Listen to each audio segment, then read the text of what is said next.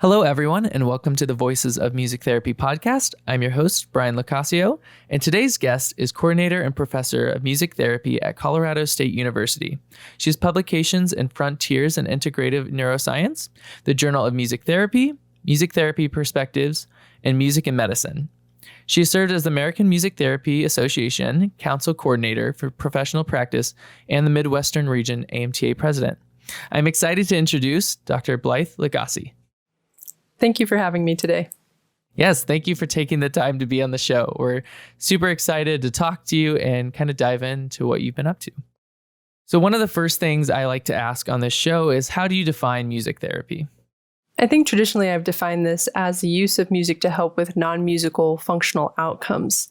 Though I would say in recent years, my definition has broadened a bit to look more at different uses of music to help individuals reach their goals, whatever those goals may be. So trying to really honor the individual and what they hope to aspire to, the goals that they hope to attain, and looking less at diagnosis and what we would have prescribed for a particular diagnosis, but really making sure to talk to the individual, to their family, and to see how we can best use music as a way to help them meet their goals, and doing that in combination with their entire treatment team. So where does music have those unique aspects that can really drive those outcomes? And when I say outcomes, those could be those non-musical outcomes. They could also be musical or leisurely skills or different ways of using music to interact with the environment, the community, the family, etc. Wonderful. And was there a specific event that kind of helped make that shift between your original definition and this kind of more modern one that you're taking? I was trained primarily in behaviorism and then neuroscience, and was on faculty of the neurologic music therapy training for many years. And from that perspective, it's mostly a diagnostic perspective. You look at an individual, the disability, and then you have protocols that achieve specific outcomes within the disability and the different skills that are needed.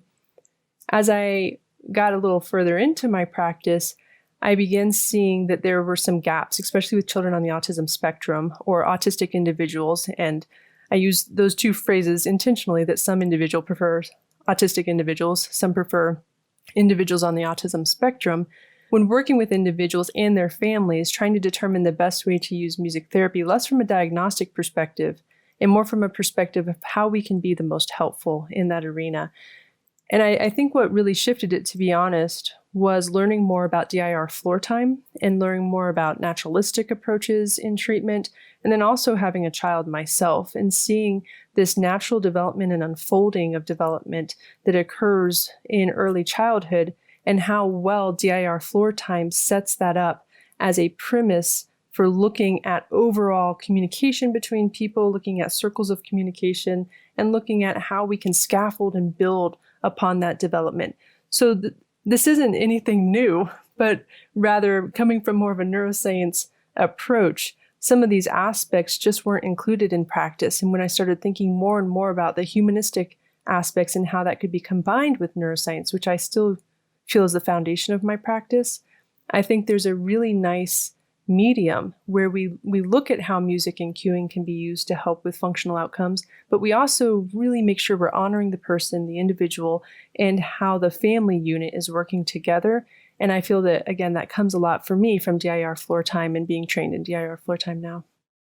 Yeah. And from my perspective, I really appreciate you really pointing out that it's not the diagnosis that'll determine what the projection will be for the individual client, but rather where that specific client's at. Because I think a lot of times when we get into a population for the first time, that's something that can definitely go through our head. And it's oftentimes protocols and looking at that more prescriptive way of doing music therapy can be a nice starting place. If you don't know what else to do, or if you have limited practice experience, you do have these tools to pull from. But then as I became more confident as a therapist and listened to families more, which sounds like that might not match, that confidence and listening don't match, but I think they do, because there's a certain vulnerability that goes into knowing that we don't know it all, that we are there as an individual who can help in a therapeutic environment, but the family, the individual, really know what is needed, what is necessary, and what could help and what wouldn't help. And by honoring and listening to those families and listening to those stories, I think we can have a much better practice that's flexible with what the individual needs as opposed to prescriptive based on what they show. Yes, the family is always in the interaction standpoint. When outside of the session, they see them in all these different environments. I found that in my practice as well, that it can be extremely helpful to get their insight. And then in addition, their support during the session. For those who aren't as familiar with DIR floor time, could you kind of dive in to just a basic understanding of what that is? This is much more of a naturalistic approach where you're literally getting down on the floor and playing with children. And DIR floor time comes from Dr. Stanley Greenspan, but in music therapy, if you're interested in looking at this approach, I would recommend that you look at the work of Dr. John Carpente. He has a training course and an institute on DIR floor time. I was not trained by Dr. Carpente, but rather did the training courses through one of the associations, the ICDL, the Interdisciplinary Council on Development and Learning, ICDL.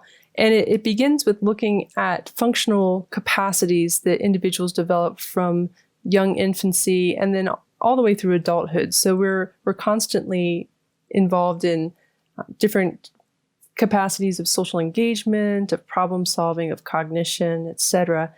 And they have an assessment and a way to look at how we develop these over time. And what was really neat is I did my training in the early childhood component through ICDL after I had my son.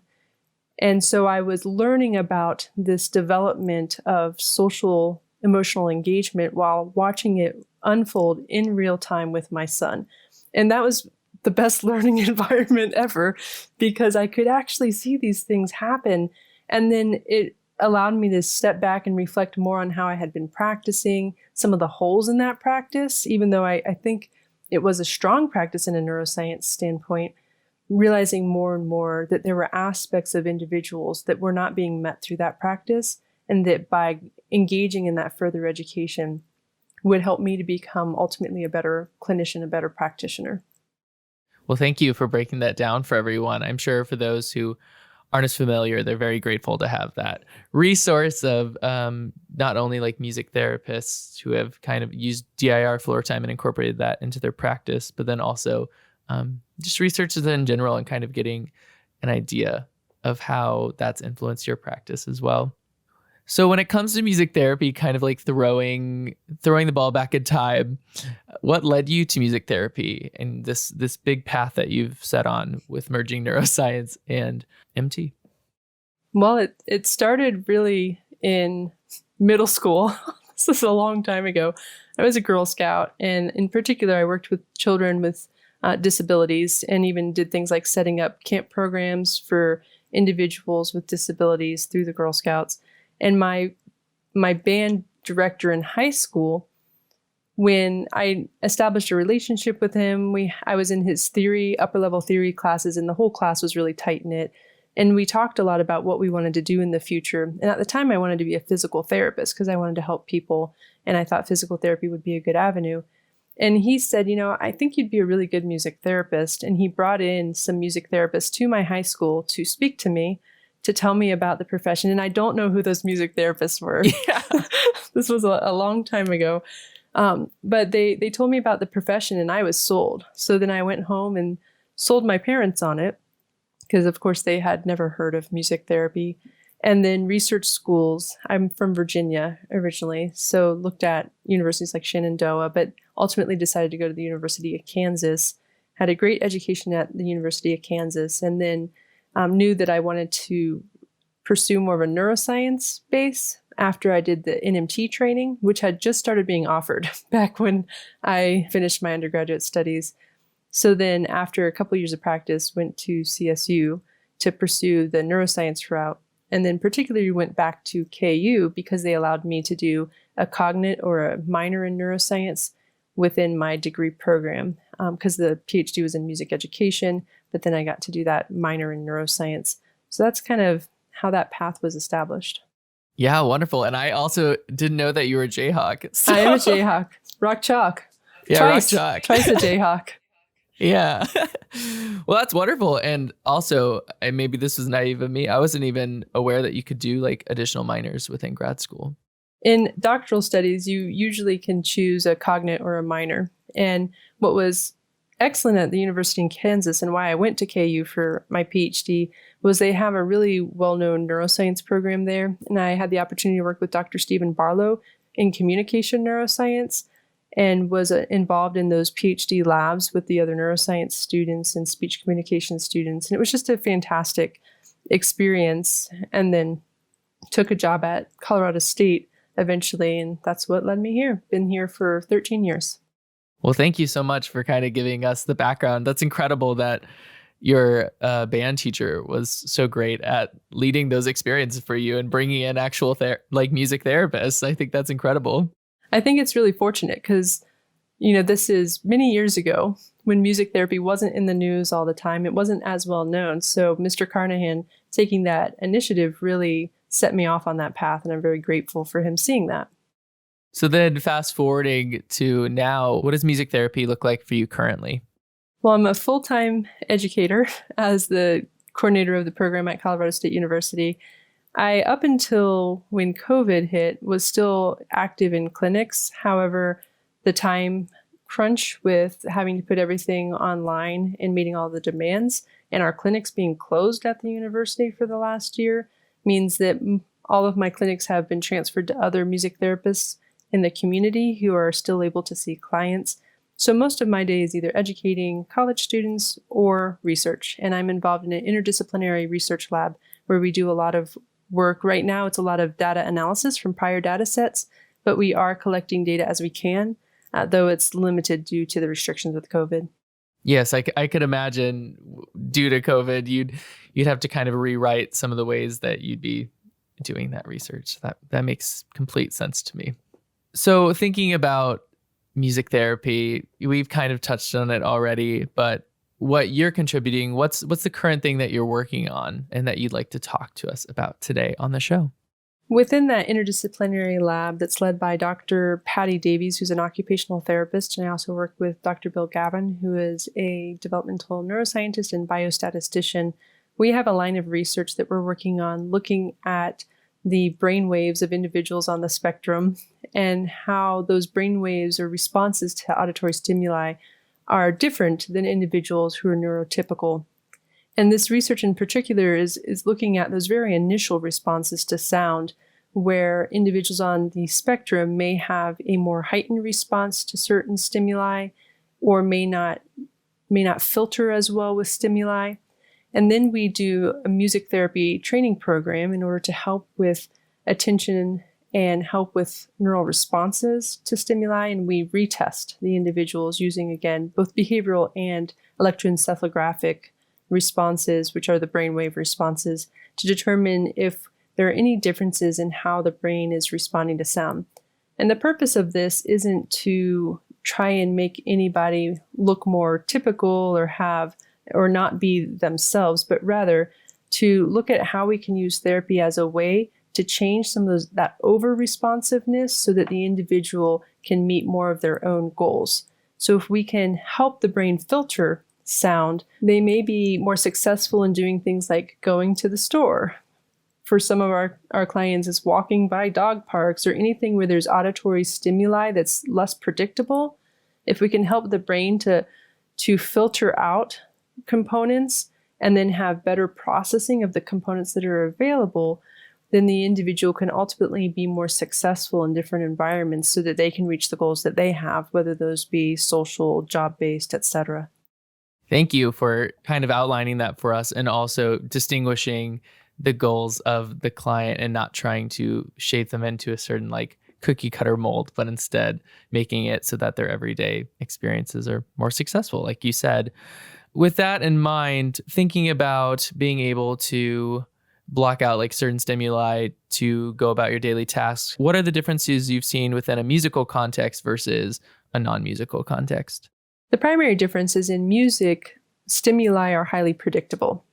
And so we can set up situations that feel very safe and predictable, and then we can begin to push the boundaries of that predictability through musical structure, because music is this really amazing thing in that it is both highly predictable and structured, but highly adaptable and flexible.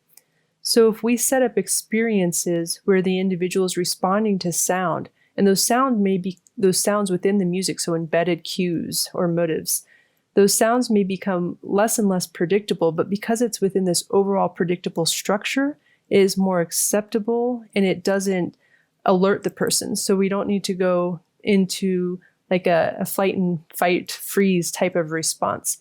So we can use those tailored experiences where we ensure that the individual is successful, and then we have a right fit challenge to push those responses within the musical environment, making them again less and less predictable, but still acceptable, trying to help the brain to figure out what do I respond to, and then also have this feeling overall of success and safety within the experience, which then mimics some of what happens in the environment. And perhaps the best illustration of this is some of our experiences we begin in the lab where we'll, for example, respond to particular musical cues. Once we have high success responding to musical cues, and this is fun, tailored to the child. This is an active music engagement where the child's playing music, I'm playing music, highly music-based, live music-based. Once we have high success, we take that exact experience and we start doing it outside of the lab. So in our music building, we would do it in the practice room halls. So now I have this predictable sound that I'm attending to as the participant with all this unpredictable sound around me. And it's a training program in order to determine what is salient, attend to what is salient, and then help filter out all that additional stimuli. And then once we're successful with that, we'll even take it outside. So now we have a different set of unpredictable stimuli.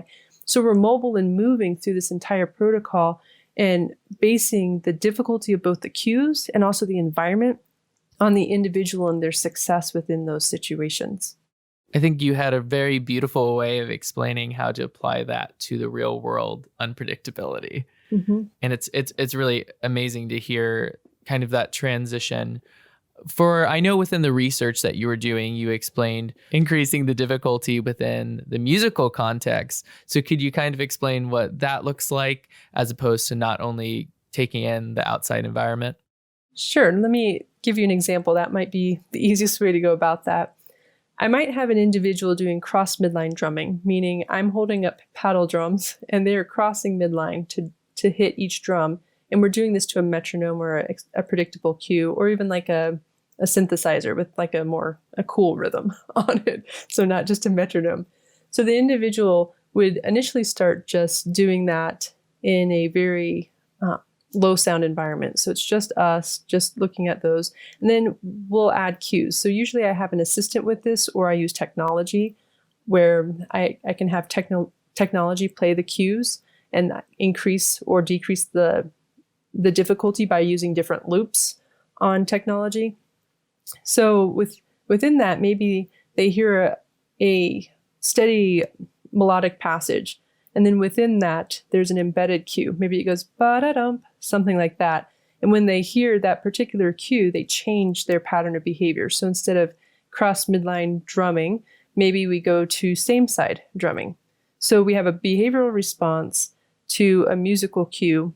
And then when we hear the embedded cue again, we change that response. Now those cues can get much more difficult. They can become, for example, more embedded, or it can be cues such as this person is drumming, we can play a clave cue in the offbeat. So drum, clave is how it would sound to the listener.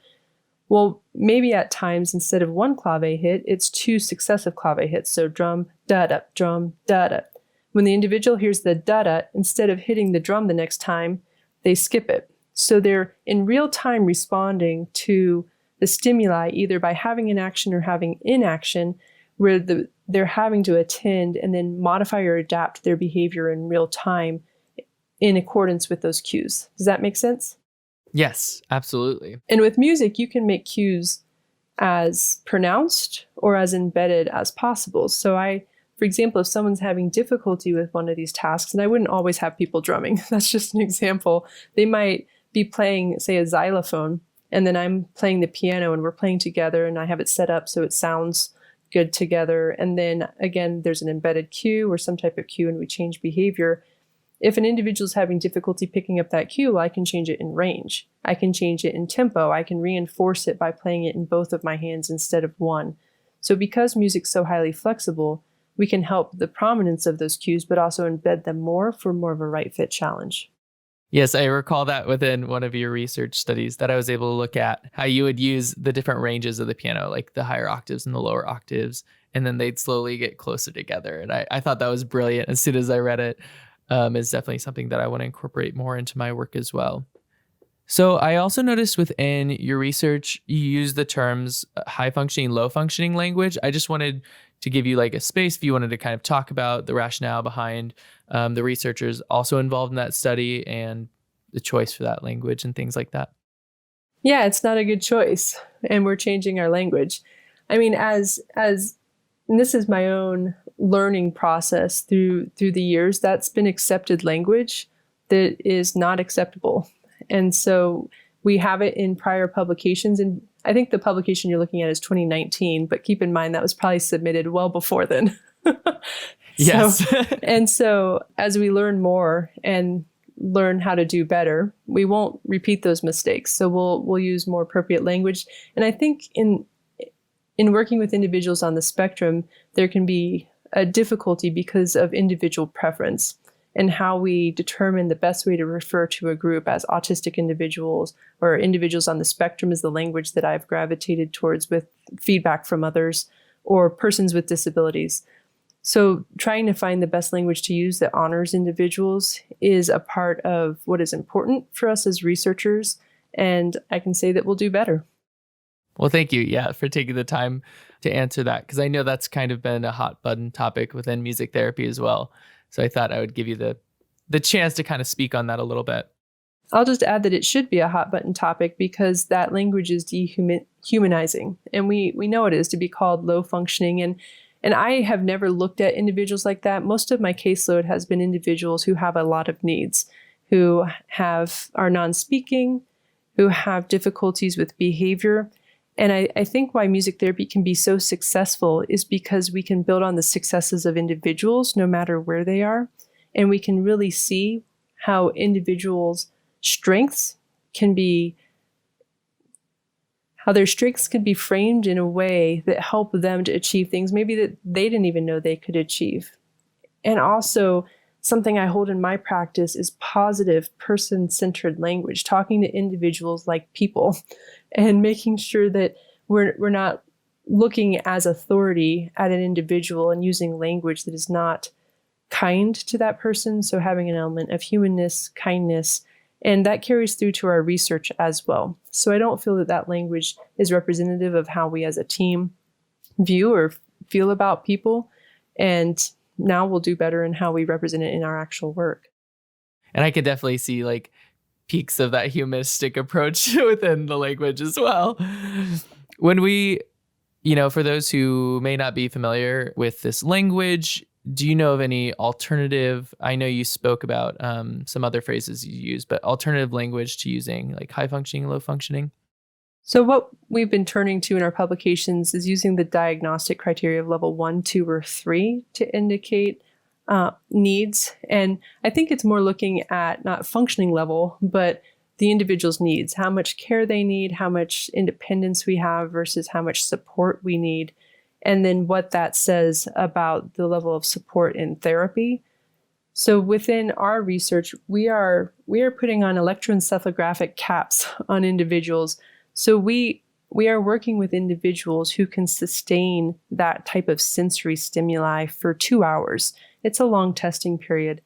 Now, that's not what I'm doing. I'm doing music therapy, but my lab team with the occupational therapists are so good at working with children with different sensory profiles and sensory needs and honoring what they need so that they can participate, but also have the choice to not participate.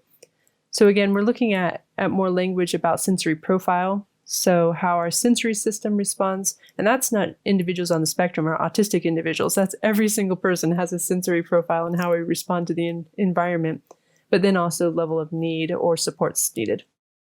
Thank you for outlining that. And I know you mentioned just now getting to work with like the occupational department. What is that like, getting to work with other departments to utilize the EEG machines within your studies, but also kind of having that interdisciplinary interaction? Once I found a research team and learned what it was like to be on an interdisciplinary research team, I'll never go back.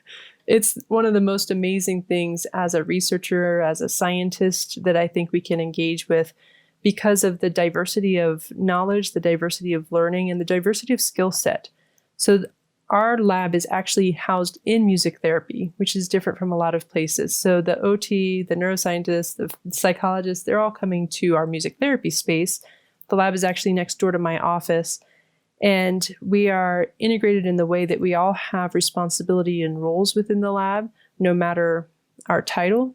And we all have contributions to what we're doing in research. And I appreciate that team focus and the common goal of trying to learn more about really how we can help individuals. And we, in particular in the lab, look at sensory stimuli and sensory functioning, whether that's in autistic individuals or individuals with different sensory profiles.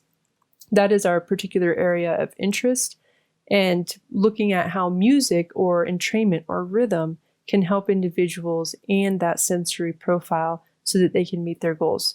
So it's quite fun to work with other individuals who have a common goal, but also who see the value of music therapy. Notice I'm saying we're studying music and music therapy in the lab. So this is a team of researchers dedicated to studying what we're doing. When you initiated that process, was there a department that was, more like on your side the whole time, kind of convincing the others, or was it a general, yes, we want to jump into this from all the departments? So this lab collaboration was initiated over 7 years ago, and it was due to me feeling like a new faculty member at a university that didn't have a network. And I reached out to my teaching mentor, Dr. Barb Hooper, who was just a phenomenal teaching mentor, and she's from occupational therapy. And I said, I really want to do this thing. I want to be a researcher. I want to work at CSU, but I don't feel like I can do it alone. I feel like there's research. I had such a great training at the University of Kansas, but nothing trains you for research like doing research. And I felt like it was so difficult to do on my own, just to be honest. Dr. Hooper said, this isn't my area of research, but let me reach out to some colleagues. And she set up a meeting between myself and Dr. Davies, where we sat down and had a conversation. And Dr. Davies asked me to, tell more about music therapy and what we were doing. And I got out my laptop and showed her some sessions and some of the protocols we were using in the clinic. And she was like, I'd like you to come to our lab meetings. So I started attending their lab meetings. And really at the University of Kansas, in the lab that I was working in, we did EEG. We did a lot of different applications for collecting data. But that experience in no way prepared me to do what I'm doing now, which is the fully integrated package of collecting, analyzing, all of those processes that go into data acquisition and analysis. So I started attending the lab meetings, learning more and more. Then eventually that lab needed a new home because of restructuring of a building. And as soon as I heard that, I said, you know what? We've got this room that's really large and it's just a bunch of desks. Would you like the room?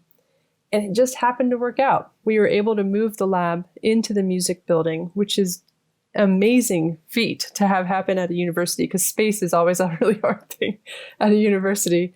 And to have interdepartmental support for the move. And the benefit of that is now that music therapy students have easy access to the lab. So students are gaining training in how to do research through this lab and learning from that interdisciplinary team, which I see as a real benefit for our whole department. Absolutely. And I can't help being curious from my standpoint, hearing about this. Has that interprofessional relationship transferred down to the students, let's say within practicum settings, getting to work with other students in occupational therapy or in neuroscience and things like that? It hasn't transferred in that way. We do have interdisciplinary opportunities so our students can co-treat with, say, a physical therapist, but not on the program level, though it's something we have talked about. it seems like we were getting towards some of those conversations, then COVID, and now it's just like, all right, let's just get through the next couple of years, and then we'll see where we are. And I see that as a potential in the future, especially as we have just started a PhD program at CSU, and our doctoral students will work alongside the OT and doctoral students, the rehabilitative neuroscience doctoral students. Okay, wonderful. Yeah, COVID has definitely had significant effects on everything, so that's completely understandable. So drawing all of these things back and looking at your research that you're currently doing, that you've done in the past, I know one of the assessment scales that you used is this teach assessment scale. What was the rationale behind using that versus other scales in your studies? So the teach is the test of everyday attention for children. And several of my studies have been focused on cognition in persons on the spectrum. And that focus is because I believe that there's some underlying skills with executive functions and attention that if we can help with those skills, we will see differences in other skills that are often of interest within the therapeutic environment, including social skills and how we relate to others. So the TEACH is a standardized scale or assessment of attention functioning. And in particular, it looks at sustained attention, selective attention, and alternating attention, or executive control of attention. It's called different things by different researchers. But the idea of using that is to have a standardized measurement that is accepted across different professions to look at behavioral outcomes. A lot of what we're doing is neuroscience-based measurements. So electroencephalography looks at brain measurement, and then we can look at pre and post brain measurement. But let's say that we change the way the brain responds to stimuli, but there's no change in behavior or no benefit to the individual outside of a different brain response. That's not very helpful. So we use skills like the TEACH or behavioral-based scales in order to determine if, while we see changes in neural functioning, maybe neural optimization or the way that the brain responds, do we see a change in behavior that makes sense with the changes we're seeing on the neurological side? Yeah, wonderful. And are there any limitations with that kind of assessment scale based on what you were just saying? I think there's limitations to just about any assessment you could do. So there's a lot of common assessments that we use for individuals on the spectrum.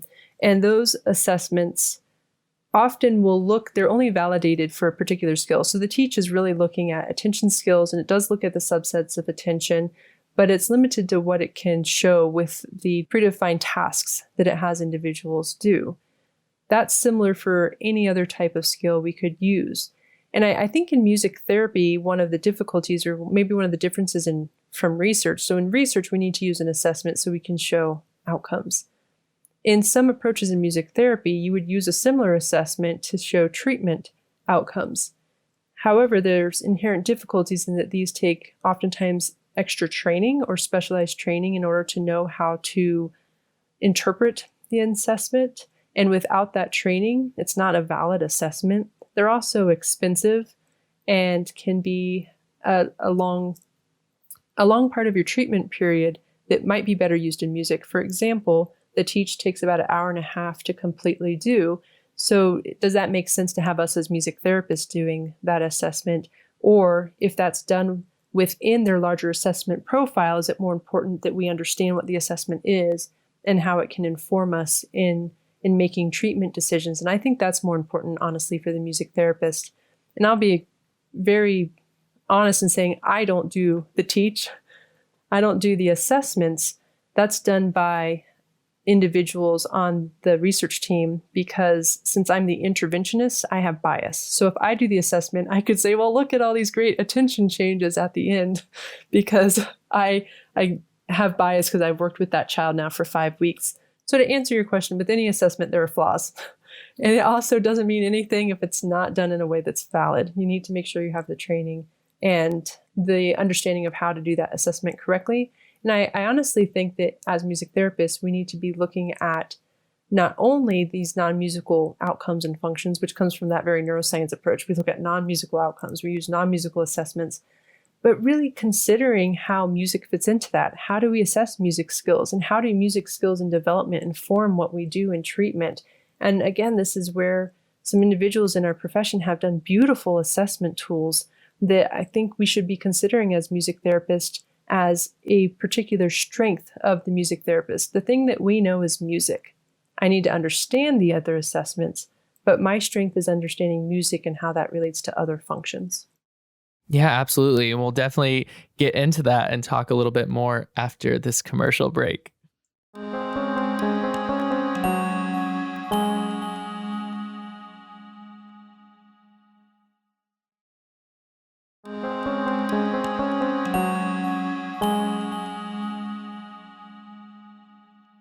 Hello, and welcome back to the Voices of Music Therapy podcast. My name is Blythe Locascio, and today we're sitting down with Dr. Blythe LaGasse from Colorado State University. And we were just talking about these different assessment tools. Sometimes these standardized assessment tools are done by people who aren't music therapists. And within the context of music therapy, a lot of times we may adapt and create our own assessment tools to match things that we see within each population, things like that. So my question for you is, what are some music therapists or people who have been working with music therapists who you think have had pretty widely accepted assessment tools? So my assessment process has changed drastically over the years as a clinician. What I like about pulling in both the non-musical side, even if that's understanding and rating assessments that have been done, or looking at functional skills, how is the individual doing a skill that they hope to achieve? Let's say, for example, the child wants to go to assemblies at school, but there's too much sensory stimuli. Well, that's something that we can work on. And then we can actually look at whether or not that behavior changes over time. Does the child feel more success in those environments?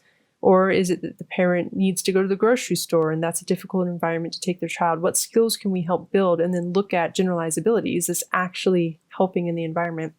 But then also looking at music interaction. And I think that's the brilliance of something like the IMCAP ND, is looking at music interactions and trying to see how that music interaction can help inform what we do and how we take our treatment plan to use those musical interactions, to build on those musical interactions. And then as a neuroscience-informed music therapist, making sure we generalize those back into skills. And that's kind of what we're doing in our research that I explained earlier, really using these music-based interactions, but then making sure to take it back and back and back into environments where it's not splinter skills in the clinic with the music therapist, but rather we're learning real integrative skills in a flexible way. And the other assessment that I think we can look at is things like the MEL assessment that was developed by Telly Gottfried and Grace Thompson. That's the music in everyday life assessment, that's in particular for family units and children and how they're using music within their environments, and looking at how we can use information such as that to build skills within parents and within systems to better support individuals so that they can show their true abilities and their strengths in environments that are more friendly to them, rather than looking at environments that we just say you have to adapt to, saying we have a brain that operates differently. That's okay. We have a neurodiverse individual. So how do we build an environment that best supports them? And then as strengths build over time, that environment can become more flexible. It can change. And I think assessment is one way we determine how we will move forward in building those strengths, looking at both the environment, the individual, their non-musical skills, but really importantly, their musical skills. I only highlight this because when I became a music therapist, I had never really learned about musical-based assessments. We had learned musical milestones, but everything I did, especially in more of an NMT approach, was looking at non-musical assessments.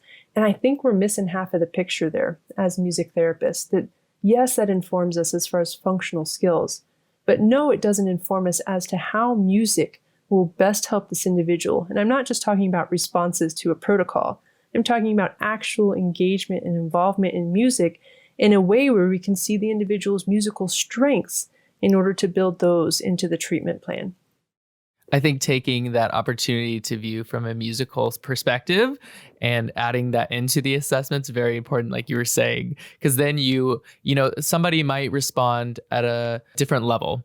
when they are within the context of music. And it's important to be like, okay, well, this is a different baseline than outside of a musical context. But I really liked how you were drawing that connection as well within the family unit and how music already used. Let's capitalize on that. Let's reinforce those goals that we're constantly talking about within the music that's already present in their everyday lives. So transitioning from assessment to engagement, what do you believe is important for music therapists to think about to most effectively engage clients with ASD within music therapy? I think the key word really is engagement. That we know from a neuroscience standpoint that engagement can help with neuroplasticity. The engagement in pleasurable experiences releases dopamine in the brain. Dopamine can help with neuroplasticity. If you're interested in this, you might look at the article in the Journal of Music Therapy by Elizabeth Stegmuller. Dr. Stegmuller did a nice job of talking about neuroplasticity in music therapy. By engaging people in meaningful experiences that are musical, we can have things develop more naturally than by trying to have someone sit and complete a formula or a protocol that we've decided is the best for them. And I'd say that's the way my practice has changed the most over the years. Still having protocols, still using things like music for attention control, but the approach of music within that being much different, being much more flexible, being much more based on what the client will engage with. And in my opinion, if we don't have that buy-in, that engagement, then we won't have as successful of outcomes. And you can see this in a child who's on the spectrum, or an autistic child who's, let's say we're working on social communication, and we want the individual to engage with another individual, the therapist in this case. I could set up something where it's very protocolized and I leave an opening for the child to respond. But if they're not engaged, that response might be more forced. It might feel like it's not natural, or it might just be in compliance.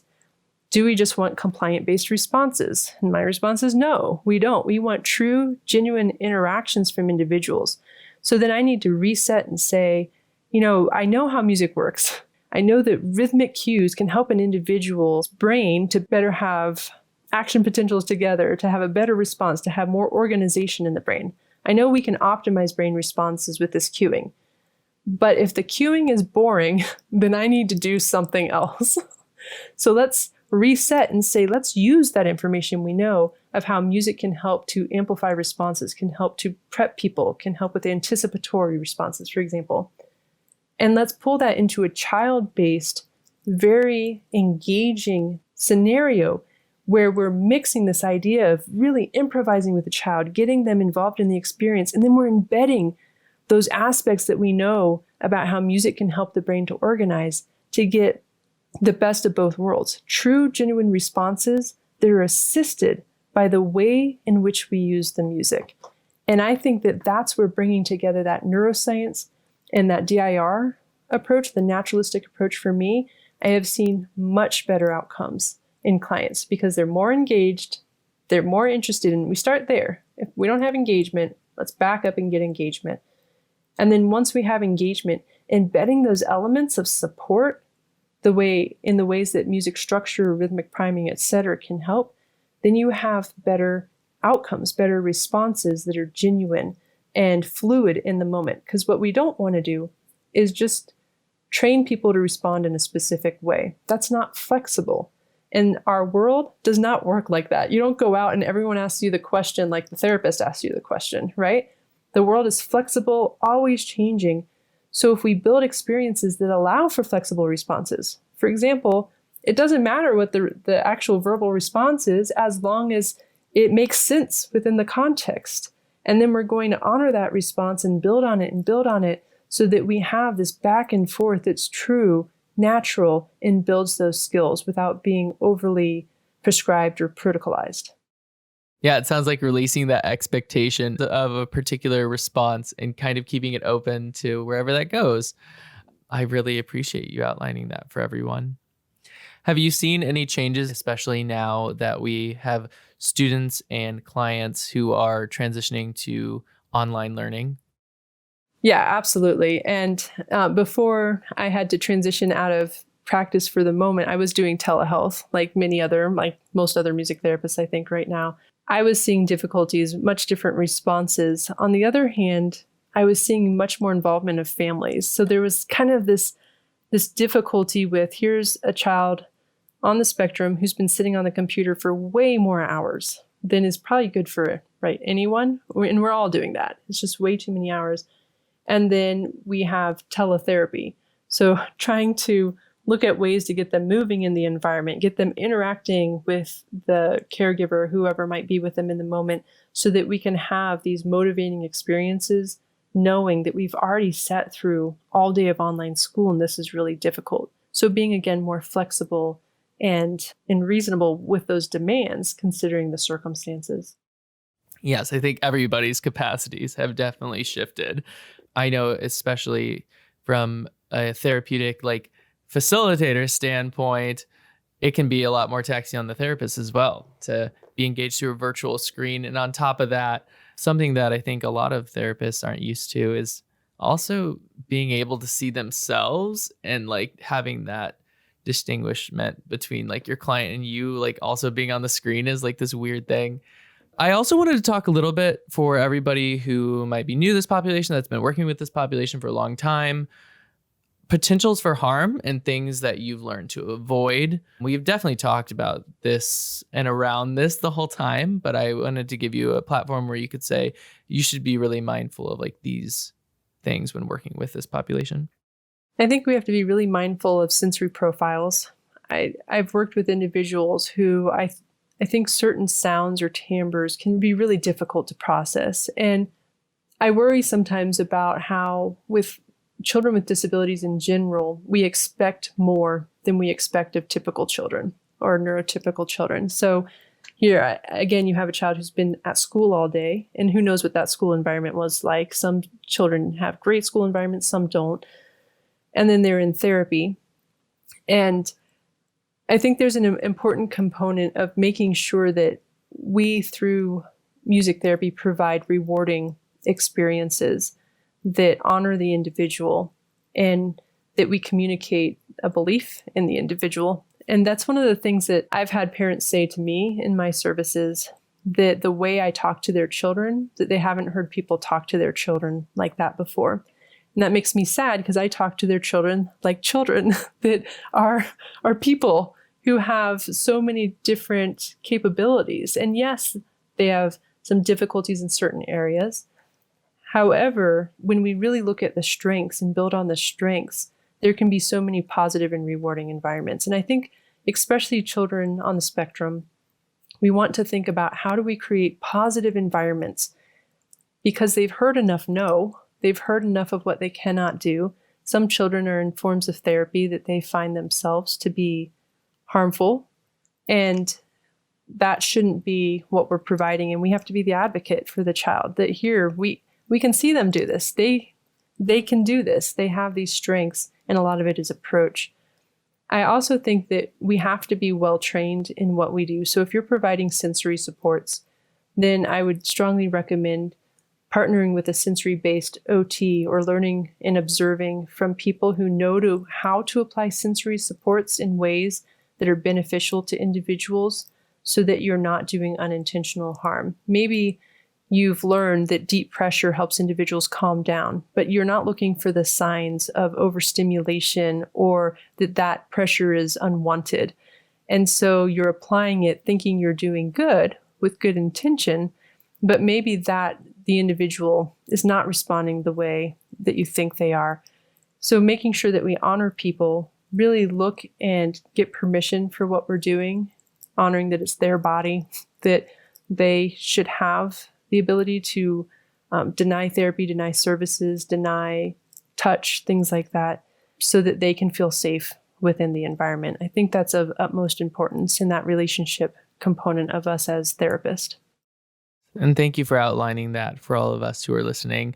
I think that's definitely something that's very important to keep in mind and can transfer to all the different populations we work with. It isn't necessarily just unique to one as well.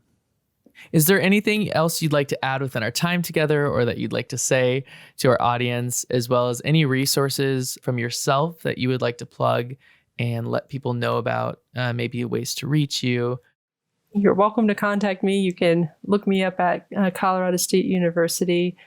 And I guess the only other thing I would say is keep doing good work. I think we have a really important role in many individuals' lives, and we get to choose how we will further our education and look at ways of doing things to be the best possible therapist that we can be. I've told you a little bit about my journey and how I was like very strict neurologic and then branched out over time. And I really do think looking at different perspectives is important, and not to get stuck in I have to do things in this one way, when that one way might not be the best way for the individuals that you serve.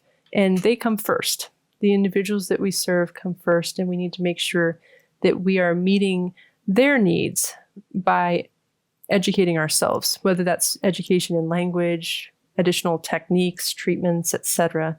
I think that's a really important responsibility of someone in this role.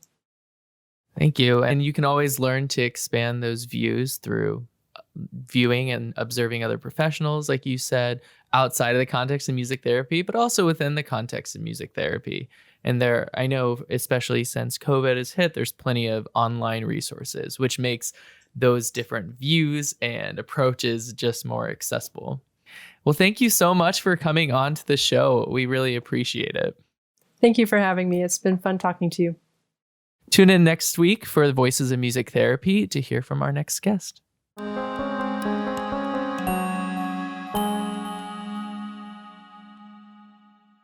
If you'd like to see today's guest or learn more about the show, check us out on Facebook or Instagram at Voices of Music Therapy or on Twitter at VOMT Podcast. If you have any questions or if you know any innovative music therapist and would like to recommend them for the show, you can email us at voicesofmusictherapy@gmail.com.